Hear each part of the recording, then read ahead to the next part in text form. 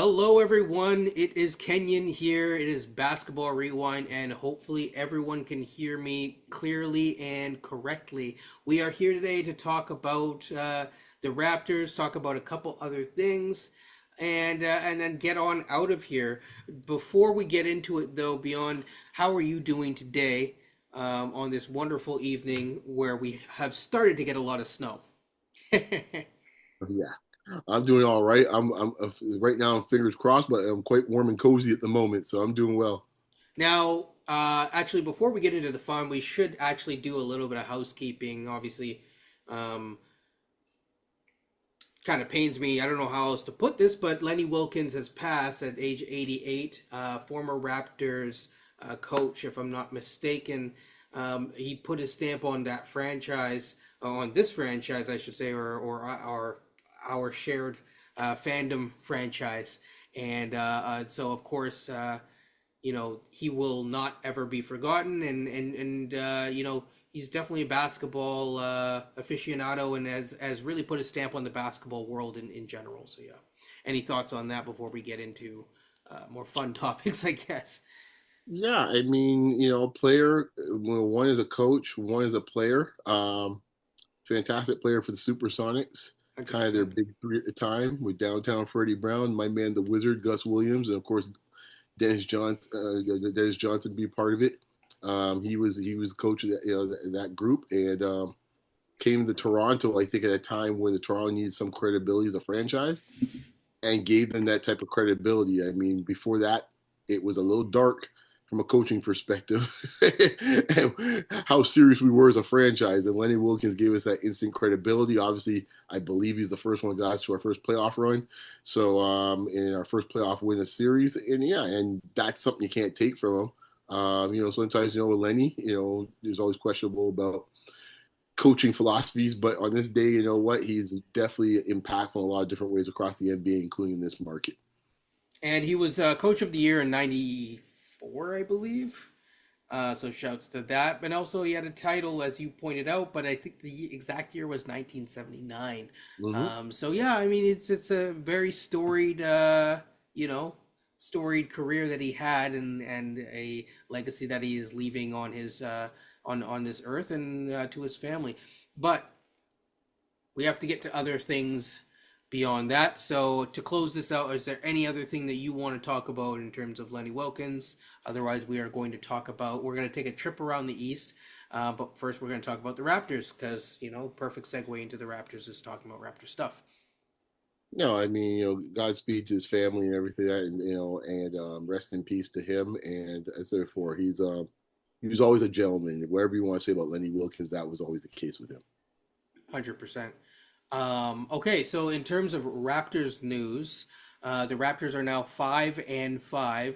And for the person who just keeps at me on Twitter, no, I'm not going to say that I was wrong because uh,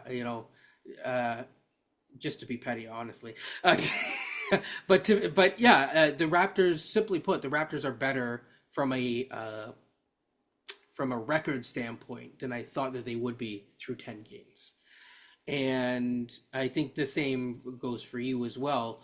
But I think we need to talk a little bit about how we got here and what's sustainable and what isn't sustainable. And that's probably a good way to kind of start this segment. So Raptors are 5-5. They did not start off 5-5.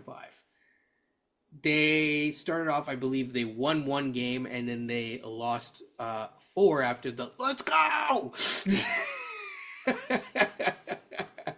And then they had a sobering reality, and they were literally what 1-4, and at one point, based on the record, they were 5-4, and now they are 5-5. What? Yeah, I'm gonna leave it from there. I'll just open the floor for you. What do you think is most sustainable? What have you noticed? Good, bad, and ugly. There's a lot of ways that we can take this.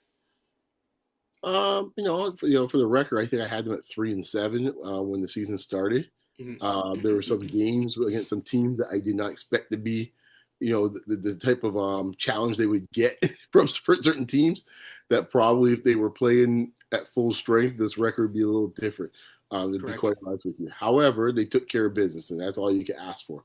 As far as what is changing, I guess a week or so's time, I would say this is a this roster construction is problematic over time. That's my thoughts on it. I don't think you can get away playing with one center, and even the one center you have is not that really is that actually competent in this case to be a starting center to play 30 plus minutes a game. He's not. No, no. Um, you have defensive deficiencies across the board at a multitude of positions over time, man. It's like that's kind of like leaking oil in this case here. At some point, they catch up to you. I do think, however, in the first week or so, we saw when they were 1-4. I do think in this case here, the coaching staff and this coach doubled down and made it much more difficult for this team to be competent and actually be competitive. I don't think in this case having the idea of playing 94 feet was ever going to be a good idea for most NBA teams, Yes. especially this one. So I'm Correct. glad it seems like that's out of their system, wherever they're thinking about. Good to see that. I think also too, the DHOs are not as in play, and if they are, they're being reduced, I guess, at the moment because of due to injury at some point with Pirtle. Will that continue to be the case when Pirtle comes back healthy and full time? We will see. I think what I find interesting, and I found this interesting last year, was that I call there's some coaches they refer to as coaching zealots, and I think Darko is one of them. And Darko wants to play a certain way, and I don't think Darko realizes that the personnel he has, he cannot play that way. Correct. And he continues to try to force this thing. It's like forcing medicine you don't want to take down your throat. It's bad medicine in this case. Here in this case, it's like no, we don't want to do so. We are not capable of doing so. So try to trap and trying to pressure folks all at 94 feet. Trying to have guys in this case are not 3-point shooters shoot like 5, 6, 8 3-point shooters to shots a game. That's not going to be the case. And these DHOs having your center do so, who's not offensive threat, is not something that's going to be is not going to be something helpful. The other thing too is Darko's offense tends to be an offense that does not produce a lot of free throw attempts. Yeah.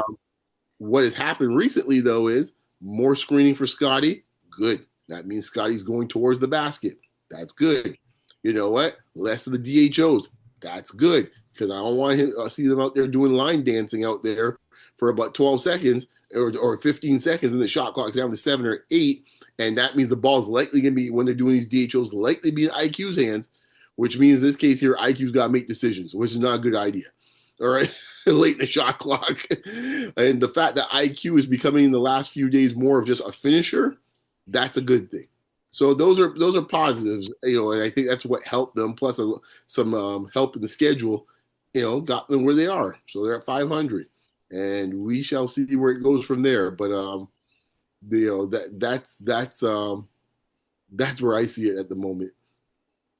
Yes. So I just pulled up some of the stats right now. It won't tell me screens, but it'll always tell me screen assists. Mm-hmm. Um, and I'm just trying to compare from last year to this year. But instead, right now, I'm going to actually look at this, which is going back to the touches. Um, I will say this. I'll start with the positive. I think Scotty Barnes, the way that they're using him so far, and now we do need to see. Obviously, it takes about a month, sometimes 2 weeks to a month for teams to adjust on the scouting report. But the way that they are using him is allowing him to be more effective. It's putting him closer to the hoop overall. But one way or another, he's becoming more of a play finisher rather than a play initiator. And I think that that is helping him out a lot as a player to be a more productive player, a better player, and closer to his true potential of what he can do, because it's putting him into a role that is truly a role rather than saying, hey, figure it out because you are the alpha and the omega. That's not really how he was ever really supposed to probably be used, and that's probably not as natural as perhaps some people would prefer it to be. But what it has led to is he is up on a lot of different metrics across the board. And I think that to start off with Scotty, because he was a big question mark coming into this year, I do think that his consistency of play. Obviously, he's had a couple games, like two games out of 10, that have been kind of a subpar or whatever, or not up to his standard, what the standard should be as a standard bearer.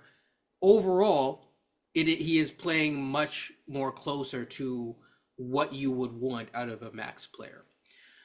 So that I think that's really important. Just to kind of give the stats, he's averaging 19.9 points, 7 rebounds, and 5 assists. And as a play finisher, I think it's a lot more because you're not expecting him to create the advantage. You're putting him in a position to succeed, and as well as helping the team as well.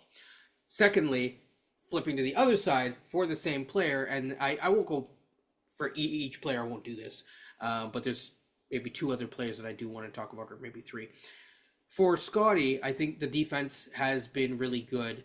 Unfortunately, because of the scheme and because of other things, we just suck on defense. So I know some people are talking about all defense. That is reserved for 10 players at any given time. They will have to make the playoffs and ideally have to have them be not 25th overall on defense for him to really be in a serious conversation. But in terms of his ability to play, yes, it could easily be said that without him, the defense we'd be getting, instead of 130, it'd be probably 140, 150 night to night. Absolutely. Absolutely. We should probably talk about the defense a little bit. Is there anything in the last 2 games that you think, or the last 5 games, I should say, other than injured? I think this defense is a bit like whack-a-mole. Yeah. And I think what's happening is that, like for a week or so, the highest pain point was Pirtle to some extent till he got hurt. Then IQ was always in contention, and that was definitely being exposed. And now it seems that the newest one now, in this case, in the last few days, is one Brandon Ingram. And I don't know how you keep whack-a-mole and you try to hit here and move the mallet somewhere else and knock it back down. Like, this is my point when it comes to how many below average defenders they have on this team, that it's hard for you to kind of keep a defense on a string when you have so many possible weak points on a team. Well, here's the thing about Brandon Ingram too, is that we knew that he wasn't a good defender coming into it, and I said it I remember. Shout out to Good Take Jake, I guess, and not the shout out that you probably want, but yeah. And I remember him mentioning this to me, and he said, "Well, you're being tough on Ingram." When I said that, I don't know about if he, RJ, Grady, etc., are all going to be able to defend together on a regular basis. And he said, "Well, he's going to just be motivated to defend. It's not all effort. It's also scheme. There's other things, but he's just never been a good defender. He's always been if you go back to his rookie season, you will see LeBron James literally pushing him into the spots that he needs to be in, and he still struggles. So it's just one of those things where for Brandon Ingram to obviously be at the next level, the same things that have persisted since his rookie season are still there, which is he needs to be able to shoot pull-up jumping threes better, and he needs to be able to do the playmaking is going to be okay, but he needs to cut down on the turnovers. But the most important thing is that he needs to become a better defender and become closer to being an average to above average defender for him to see his potential. One thing, since we're on the Brandon Ingram point, beyond the water bottle gate, which, yes, I will say my piece on that. I thought it was really stupid and immature, and he shouldn't really be.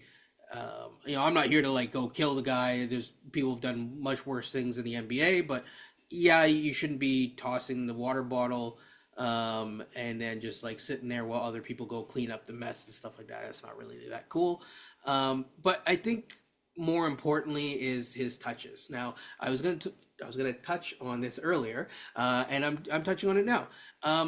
Right now, touches go like this: quickly, Barnes, RJ, Ingram, 71, 68, 59, 53. Okay, so Barnes and quickly have 71. Basically, they both have close to 70 touches. and then it drops down. Then RJ's like 10 touches less. Okay, so he's around 59, 60. But then Ingram has 53. Mm. And when I look at, you know, things like the points per touch, he's still lead, of those, aside from Jamison Battle, who's at the highest of of the team. He is the top in terms of actually getting real touches and being able to do something with that touch. I think he needs a higher usage, and I think he needs a better touch. He's the type of player that, while he's not my preferred player to build around per se, based on his overall skill set, to make him most effective in a Darko-led offense or Darko-esque offense or whatever, you need to shift a little bit away from 0.5 offense, and you might need to do more of a 2019-esque, all right, this man needs to cook for segments of the game type of offense. So you'll have kind of almost like two segments of offense or whatever. It is what it is. Your thoughts? Well, as I was mentioning before, with when it comes to Darko, I don't think he's willing to budge on that for too long. I think he just goes into this mode when it's like break case of emergency, when he's in a 4-game losing streak, then he's willing to do so. As soon as he feels like he's getting things back on the tracks again, we're going to get more DHOs coming to you, brought to you by Darko. And I don't think it's changing anytime soon. I suspect we'll get a heavy dose of it the next week or so, because he's feeling pretty good about himself in the last, a couple of days. And I suspect that's going to continue to happen. As far as the defensive principles go, I must admit, I saw something I didn't think I'll ever see from our Darko defense. I saw a zone the other night. That is true. That is true. Like, who's out here coaching? So Ingram has been solid, but I think that there's ways to make him more effective than what he is right now. And in order to do that, you have to have him more involved in the offense. I mean, he's the second highest paid player on the team. You can't go an entire quarter where it's like the Grady effect, where it's like, well, why is he not touching the ball? Yeah, but this goes back to your point earlier and what we've said about Darko for like now 2.5 years. Darko doesn't like playing through wings. He does not, and that's it's a mismatch of coaching and coaching philosophy and roster construction. Speak to the esteemed GM of this team to figure out that one. Since he went all around like Carmen Sandiego to find him. I don't know how you. I don't know if he was the first choice. Well, let's put it this way, man. There had to be some other choices in this case. If you pick the philosophy of somebody that's actually looks to have a 1-5 offense that he's running, and you have your strength wing. To be fair, well, part of it is just because he hasn't been healthy. But to be fair, Pirtle's touches are down. I mean, like a per game touches are down. Well, I would hope so. Based on that performance, I would hope they would be down in this case here, because what San Antonio showed in this case, like, why am I playing this dude? You're playing 4 against 5, and Wemby is sat there camping in the lanes like, well, this dude ain't gonna do nothing out here. I'm surprised more teams haven't been even doing that before. It's like, well, why would we waste the time with this guy? Yes. And they're out there running around DHOs all day long, and no one's playing them. The other thing is, there's really only 2 other players that I want to talk about, or you could kind of do 2.5 if you wanted to talk about Ochai. So basically, I wanted to first talk about Grady, or the guard rotation in general. That's probably the best way of doing it. And it relates back to Brandon Ingram, because a lot of these, we have a lot of guys on our team that are rhythm players. And for that reason, you can have a 0.5 offense, sure, but you have to make sure that it's evenly distributed. You'd have to have someone with an internal counter in their head on the court at all times to make sure, because not every guy, I'll use CMB as a perfect antithesis to this, where it's like you could just toss him out there, or you could toss a Jamison Battle out there and it don't matter. He's like, oh, okay, it's time to go. Cool, I can produce. But when you have everyone out there who's a rhythm player and has to kind of feel their way into the game and figure out stuff, then you really have to make sure that distribution is very Lowry-esque. Otherwise, you will run into problems.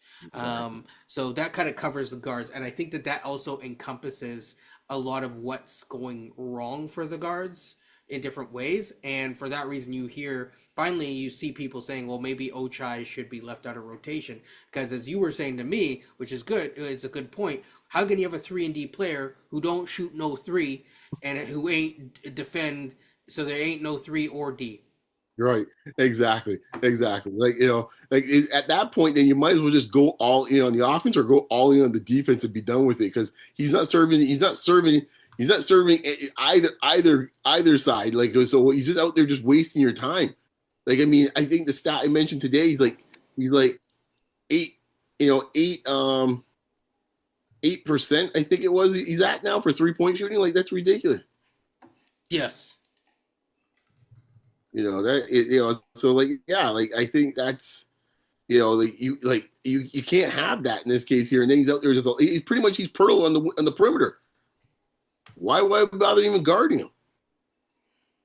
Yeah, I mean it's one of those things that is it's he's shooting 8%, folks, from deep, and he's shooting 36% from the field. And so when you have that, it's not really going to be doing much to have him out there. Mm-hmm. Jacoby's not really doing much better, but he is doing better. And so you might as well just cut his minutes and just give it to the other two and then move off of him because you're just wasting time and you're also subjugating others to bad development because you need Mm-hmm. minutes and those two need minutes and they need touches. CMB is final person I really want to talk about. He's been as advertised for me, probably a little bit better. I love the fact that he knows his game. His shooting has been decent. I'm actually going to pull up the numbers right now. But he's not forcing it. I really like the fact that he basically lets the game come to him, and I think that that's really perfect. So he's shooting 47% from deep on the year, and 47.4% from the field, and he just plays with no fear. And in terms of him actually being impactful as a defender, I mean, he's one of I can now that I've seen it in the flesh, I would say that he's our best defender. I mean, I think Scotty and him are both good in different ways, but he's a much more versatile defender, especially out on the perimeter. He's very light on his feet, and he's done well. So from that standpoint, I think it's great. No, I mean, like CMB has been a nice, pleasant story in this case in this season so far. Like his offense, I mean, this thing is like people think of him as like he's gonna be a grunt player. Like dude's like a focal point of offenses on a top college team. He's gonna always be a pretty talented offensive player. Yeah. The concern was he someone who could stretch the defense and shoot threes based on his height and size. And that has been proven to be the case because I think that form and that release looked pretty solid. I don't think it's something that you're worried about breaking down. So I don't think, I mean, he's not going to be shooting at an almost 50% clip for the rest of the season, but like, No. he's solid for the rest of the year. I mean, if you told me at the end of the year he's shooting like 38%, 39% from three, I wouldn't be surprised. He knows how to use his body, and Yeah. and that's one of the things that in college is that he had a really good touch around the rim because he knew how to like kind of use his body. And that's the thing that you and I were debating about is like, will that translate over because you're now dealing with bigger people? And I think he's finding a way to kind of do it. Yeah, he is finding ways and angles to do so. I mean, I think what I do like is that he made the adjustment early after I think about the first game he played, where he pulled up a few pastries in this case here and kind of got shot back at him. He's like, okay, I got to go up strong. So he's not trying, he's trying to tear a rim down. Like he ain't going up soft like Mogbo in this case here. He's going up strong. Yeah. So you're going to have to take me down with you. And he's getting to the free throw line a fair amount. I would say also on the defensive end, what I like is, and I'm not trying to say, it's not really taking a shot. It's more of a comparison of what sometimes frustrates me with Barnes in this case is that as talented as Barnes is defensively at times, he has these moments where he loses focus. Yes. Yeah. And that's something that the young throughout the past couple of years, it's always been when he's engaged, blah blah blah. Right. And CMB, there's no question about that. He's not losing focus. He's focused He on every doesn't possession. celebrate. He doesn't argue with the refs. He doesn't do anything. He just plays. Mm-hmm. And on to the next play, and then plays, and then on to the next play. Yeah, he's locked in all the time, man. I think that's one thing that I would hope some of the other guys will look to see what he's doing and how he's always kind of focused. He may make mistakes. He's a rookie, but he's in the game and he understands what his assignment should be and he tries the best he can and he's pretty good at what he's doing so far. So, where I see him from a potential offensively, defensively, I can see, defensively, I think he hold his own, which is my concern. But I still want to see him against some. He's had the right type of matchup so far, where they can't really exploit him the way you would think he would be exploited. They used to But have been that's on the not, perimeter actually the other day, and yeah, that's what that I'm was saying. actually really impressive because it's like I said, his footwork kind of Right. shifting with the guy that was impressive. But the type of teams he's played so far, he hasn't had really dominant wings that would potentially expose him. They're mostly been like threats from backcourts or the center position. So we Yeah, haven't seen teams yet that would have the type of players that we thought coming out of college that might give him trouble, you right? almost want Like to see him against a healthy Lakers because it's like, well, that was the team, right? a healthy Lakers is like, well, you know that Scotty's probably going to have to take one of the dudes. Right. He's going to have to take the other dude. Right. So it's Yeah, like, exactly. Like, to some extent, some circumstances, the Clippers might be a similar example to some extent at times. I didn't bring up the Clippers because I don't know if Kawhi's going to be there or not. Well, that's true. You never know with him. But like, like I think, He I already think has ankle issues and he's taking time exactly. off. I think Houston was an interesting experiment when it came to that. Um, it got a little rough for everybody in the second half of that game, but No doubt. yeah, but like I think he, really. So I'm gonna put it all on him, but I think there's more teams coming down, the pike where we see okay, let's see what he looks Yeah. like against a lot of like big wings that could score.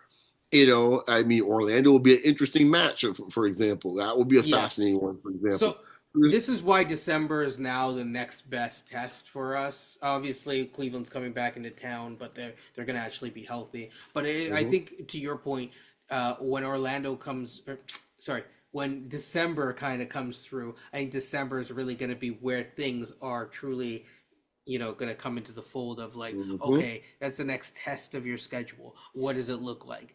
Are you still able to hover around 500? Are you or do you slink back down? And so, yeah. Speaking of the overall standings, though, unless there's anything else on the Raptor front that you want to talk about, maybe you want to talk about Darko's celebration and all that kind of stuff where he's scaring the crap out of IQ and whatnot. Getting into it, let's just talk about the standings. So I'm just going to go 1 through 15, and then we can kind of focus on, 1 through 10. So right now, it goes Pistons. Who's that first team? Yeah. Who's that first team? Pistons. Pistons are 7-2. By the way, actually, before I get to the East, they're now 8-2. Oh, 8. Sorry, this is. Let me just see if I will refresh this page. I will. They are 8-2. Yeah. Now, but actually, before I get into the East, one team I want to talk about out West. Okay, because there was people talking a lot of nonsense, saying that this team wasn't real, that they would have no chance and whatnot. And it's a long season. Okay, it's a long season, but the OKC Thunder are the first team to 10 wins. Who are these people you're talking to? You know who I'm talking to. Okay, we'll have to talk about offline because I still. Sometimes you talk to a whole bunch of different people, including former NBA players. Oh, okay, gotcha. So it is what it is. It is what it is. But first team to 10 wins, and they're just rolling. And another team that even their own fans did not respect and did not believe in. And by the way, as Harper goes down, a fox rises up. Okay, and that would be the San Antonio Spurs. I am done with the West for now. We can talk about them on another day, maybe next week or something like that. But East, because I think tiers are kind of forming right now, but it's still really early. But there are definitely tiers. Because, for example, you look at the Pacers that are 1-8, and we'll talk about why in a second. It's tough for you to climb from a 1-8. But at the same time, based on the draft, you may not want to. But I don't know. But it's still early yet. It's still early. I don't know if at this point, I think they could climb out of it considering who's ahead of them. I don't think that's. It's not impossible, but it's just tough based on their injuries. But Pistons 8-2. So the next The Cavs. So those the Pistons do have an injury. Ivy went out very early in the season, unfortunately, and he's going to be out for a sizable amount of the season. Cavs have kind of rolled it together. Cavs fans have freaked out at every single. They're like Raptors fans in some ways, but at the same time, the Cavs fans need to understand you are throughout all of this losing at one point against us when they played us. They were missing 4 players, 3 key starters, and 1 key bench piece, including Darius Garland and Donovan Mitchell and Sam Merrill, and I'm sure I'm forgetting someone else. Oh, that guy called Jared Allen. That's all. Oh, right, Jared. Oh, I keep forgetting about him. Sorry, Jared. But yeah, so Allen as well. So you had like basically the skeleton crew in Mobley, and they're still 7-3. Right after that, you have the New York Knicks, right? With OG signing someone's colostomy bag or whatever the other day. That was a thing. Never dull times in Gotham. Whatever happens in the garden, cool. You know, so they I think they also started at a little bit of a rocky start and whatnot. But they are holding on. We expected that. That's you know, outside of Detroit, you kind of expected the top 3 to be, you know, 2 of the top 3 dudes are there for sure. Chicago. Now, Chicago recently lost, but Chicago was number 1 within the past couple games. And Chicago has been rolling early on. Josh Giddey has been really, really good. Matas has been showing up consistently. And guess what? They have the right center there to spread the floor. I just want to make a note there at the Josh Giddey point, right? Not known to be a defensive wonder, and somehow Chicago's found a way to keep him on the floor. I'm just going to point this out. Okay, Billy Donovan has dealt with Vucevic as well as DeMar DeRozan on the same team for many years, and even while having that, has still posted at times the East best defense and top 5 level defenses. Top 5. Interesting. So yeah, but he can coach. I really like Billy Donovan, but. Miami Heat are just close behind, so that's where there's a little bit of a. It's not really even a drop off, but it's they're 6-4 instead of like, you know, Detroit and Cleveland, where it's like, you know, they have 7. There's like a 2-win gap, kind of moving down, and it kind of remains the same through Miami, Bucks, and the 76ers. And the 76ers, as I said, they were my team that were like the sleeper team that were going to rise up, you know, and kind of keep coming at you. Because the thing is that all they have to do is literally load manage, which is what they're doing. And second game of back-to-backs, don't play Embiid. And they got a dude that, you know, I just said, you know, I said it publicly. He reminds me of a DW, okay? It's not the first time you've heard that here on Basketball Rewind. And they are rolling. They are rolling. And so the 76ers, without Paul George, I haven't seen no podcast lately, but without the podcast going on, they are still rolling to the 7th seed so far and are just in hot pursuit right now. These could all, in a week, this could all be different. That's the craziest thing. No, if Philadelphia had beaten Detroit tonight, they would have been 7-3, and Detroit would have been 7-3. Yep. You know, that's how the cookie crumbles. That's how quick it changes. Below that, Raptors are 5-5, followed, you know, actually tied, except that we're above because of, you know, us winning 2 of the games against them, with the Atlanta Hawks, who are 5-5. You know, that's your 8-9 seed. Celtics, even without all that they have, are 5-6. Yeah.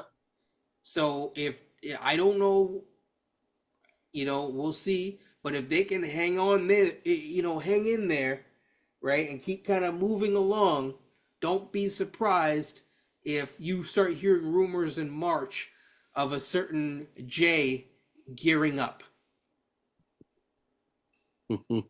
That's all I'm gonna say for them. Below that is the Orlando Magic. Now I think that they're really struggling. and I think it's a Mosley issue. I wish Coach was here, but to talk about this further. But I do think that it's a Mosley issue because you're seeing they they're not helping out Desmond Bain as much as they should, and they're not using him like Desmond Bain can, I guess, share a sizable load of the offense like he has in or not in Orlando but in Memphis. But at the same time, that's not really he's not that type of player. So you need to find ways to, like how the Raptors are with Scotty, use him more as a play finisher. So have him involved, but play ends with him. And he could be someone that should be thriving. And until they do that, they're going to really struggle on offense because of their spacing issues if they're not using the one guy that they got to space outside of Wendell Carter Jr., who, I don't know, so many people told me that couldn't play and was washed, but, it's another story for another day. They need to figure some stuff out. Charlotte, any word on Charlotte? Charlotte, I think will have some nice pieces, and hey man, Khan has been the dude right now, man. So he's out, he's leading the rookies in scoring, but about 16 a game. So I give Knutbull is due. I mean, with them, it's always tough because they always seem to have injuries, but the overall they've got a nice little team that we thought that could be, if Ball could stay healthy, they could be at least a team that could be in the play-in situation. I think they're going to be right there when it's all said and done too. Yeah. I think they're in the mix, but they're right now they're 3-6. So they have to pick up the pace. Now, speaking of pace, we're going to talk about the Pacers, the Nets, and then the Wizards. I'll start in reverse order. The Wizards, I just gave you that's your 13, 14, 15 seed. The Wizards are probably not going to be good this year. They've made some strides, but they just can't keep into games past the third quarter.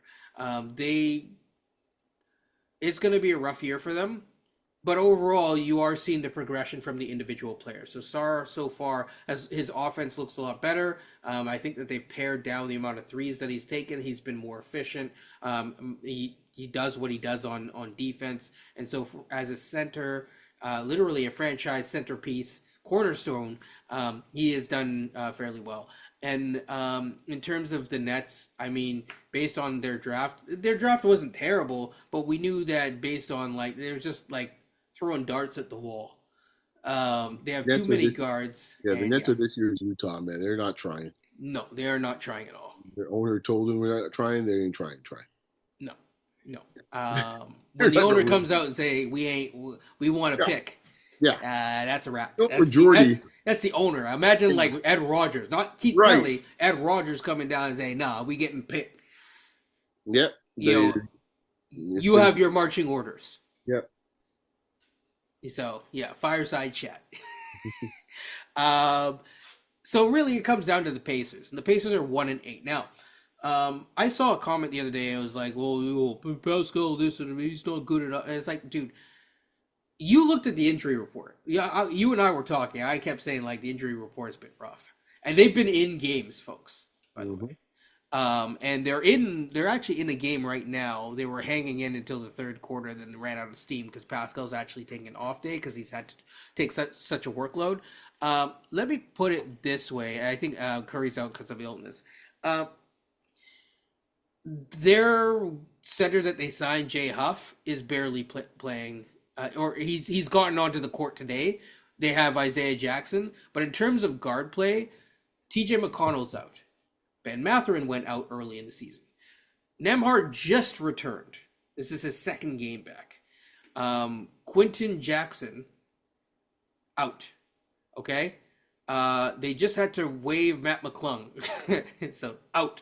At some points, you had literally the guy who's right now currently not doing so great at 1 in 10 shooting in Ben Shepherd.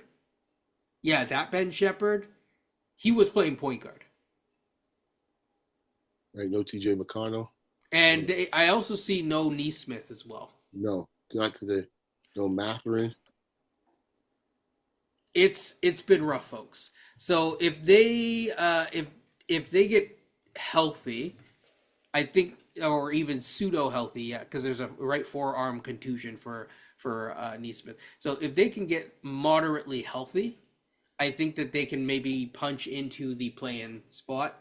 Um, we'll see how the next 10 games go. 10 games can change a lot of things, but they will have a hill to climb just based on their current record. So you're hoping that they could basically, in the next 10 games, be at the spot of where Orlando is, or even Charlotte, where you're kind of like now you're like 12th or 11th, on the outside poking in as you continue to climb the hill.